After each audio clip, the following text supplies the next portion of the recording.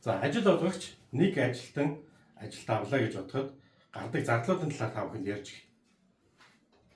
За ажилтнтай хөдөлмөрийн гэрээгээр 2 сая төгрөгийн цалинтай ажил авахар болоо тохиролцлоо. За нэгдүгээр нийгмийн даатгалын шимтгэл, хоёрдугаар хүн хууны авралын албан татвар, гуравдугаар нэмэгдсэн өртгийн албан татвар гэдэг ийм 3 төрлийн татвар нийгмийн даатгалын шимтгэлийг төлдөг байна. За нийгмийн даатгалын шимтгэл нь 11.5% буюу 2 сая төгрөгөөс 230 мянган төгрөг. Ажил олгогчдоос буюу 12.5% буюу 250 мянган төгрөг. Ингээд нийлбэр дүнгээр одоо 24%-ийг нийгмийн даатгалын шимтгэл төлдөг байна. За хүн хүний орлогын албан татвар буюу 10%-ийг 177 мянган төгрөгийг төлж байна. За дээр нь нэмэгдсэн өртгийн албан татвар буюу 225 мянган төгрөгийг төлж байгаа.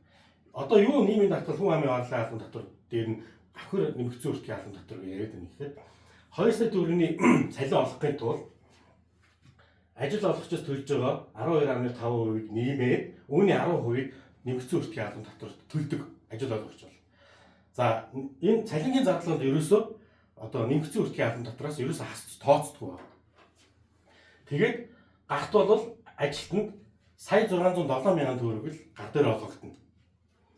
За тэгээ нийлбэр дүнгээр бодоод үзэхэд одоо нэг хүнд 2 сая төгрөгийн цалин олгохын тулд 45% нь татвар нийгмийн даатгалд ингэ явчихдаг. 882 мянган төгрөг. За гэтэл нийт гарч байгаа ажилтнаас гарч байгаа ажил олгогчоос гарч байгаа зардал маань бол 2 сая 475 мянган төгрөгийн зардлыг гаргадаг. 2 сая төгрөг цалин олгохын тулд 2 сая 475 мянган төгрөгийн зардал гаргадаг.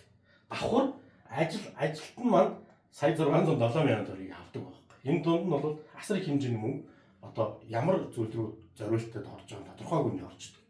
Тэгэхээр ажилтан хэрвээ ажил олгогчоос олж ийн гэдэг энэ төлдөг нийгмийн даатгалын шимтгэл 12.5 250 мянган төгрөгийг мөн нэмэгдсэн өртгийн албан татвар гээд энэ хоёрыг нийлүүлээд авах юм бол хүн ажил олгогч гар дээр 2 сая 82 мянган төгрөгийн цалин авах болцоод байгаа байхгүй. Энэ зүйлийг одоо бид бас ярмаар байна.